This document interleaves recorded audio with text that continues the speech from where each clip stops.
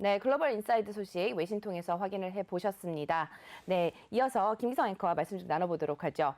네, 첫 번째 이슈로는 우선 내일 발표될 거죠. 소비자 네. 물가지수 발표가 있잖아요. 일단 좀 긴장을 하고 있는 게 아닌가 싶습니다. 네, 그렇습니다. 오늘 일단 그 시장 분석한 걸 보면은 실적 발표를 앞두고 관망세다 이렇게 얘기를 하고 있습니다만은 일부에서는 소비자 물가 지수 발표를 앞두고 발작할 준비를 하고 있다라고까지 설명을 하고 있습니다. 그러니까 현재 월가가 예상하기로는 내일 발표될 소비자 물가 지수가 전월 대비 0.5% 그리고 전년 동기 대비 2.5%포인트 2.5% 오를 거다 이렇게 예상을 하고 있는데 사실 이 정도만 올라도 상당한 충격이 되지 않겠느냐 이렇게 예상을 하고 있습니다. 물론 그렇다 그래서 연준이 당장 무슨 움직임을 바꾸지는 않을 겁니다. 왜 그런가 하면 작년 8월에 평균 물가 목표제라는 걸 도입을 했거든요. 네. 그러니까 연준의 인플레이션 목표가 2%이긴 하지만은 일시적으로 2%가 넘는다 하더라도 연율 내지는 일정한 기간으로 따져서 2%를 넘지 않는다면은 문제 삼지 않겠다 이런 입장이기 때문에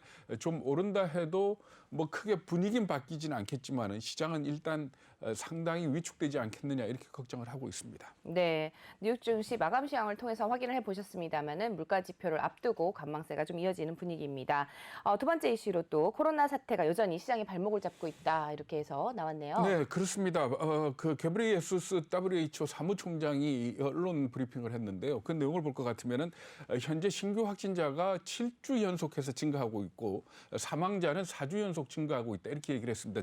그래프를 잠깐 한번 같이 보시겠습니다. 이 그래프를 보시면은 이게 월드 오미터에 나와 있는 왼쪽이 신규 확진자고 오른쪽이 신규 사망자입니다. 그런데 보시면 아시겠지만은 지금 신규 확진자 같은 경우에 거의 최고치에 육박을 하고 있는 그런 상황이고요. 네. 사망자도 크게 다르지 않습니다. 여기에다가 미국의 경우를 보면 미국 같은 경우에는 지금 현재 사망자는 많이 줄어들었습니다. 사망자는 최고점에 비해서 크게 줄어들었지만은 현재 그 신규 확진자 같은 경우에는 물론 최고점에 비해서 많이 줄어들었지만 다시 증가하는 듯한 이런 모습을 보이고 있거든요. 그래서 파우치 그 미국 알레르기 전염병 연구소 소장 같은 경우에는 백신의 효과와 상관없이 이 코로나의 또 사태가 확산될 수 있다 이렇게 경고를 하고 나섰고요.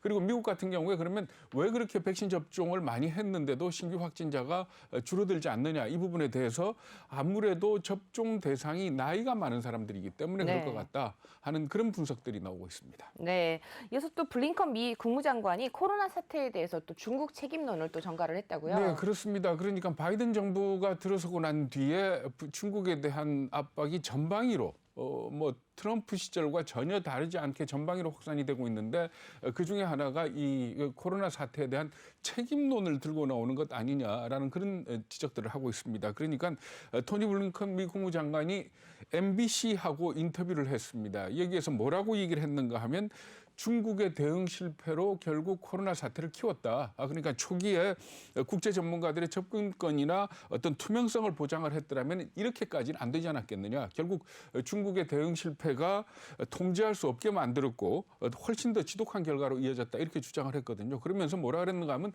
WHO가 지난달에 보고서를 냈지 않습니까? 그렇죠. 그러니까 코로나 기원과 관련한 보고서를 내놨는데 이걸 믿을 수 없다는 쪽으로 얘기를 했습니다. 그러면서 코로나 기원을 좀 더 정확하게 밝혀야 된다. 하는 그런 얘기를 했습니다. 아마 이게 앞으로 계속 책임론과 관계되지 않겠느냐 하는 이런 지적들이 나오고 있습니다.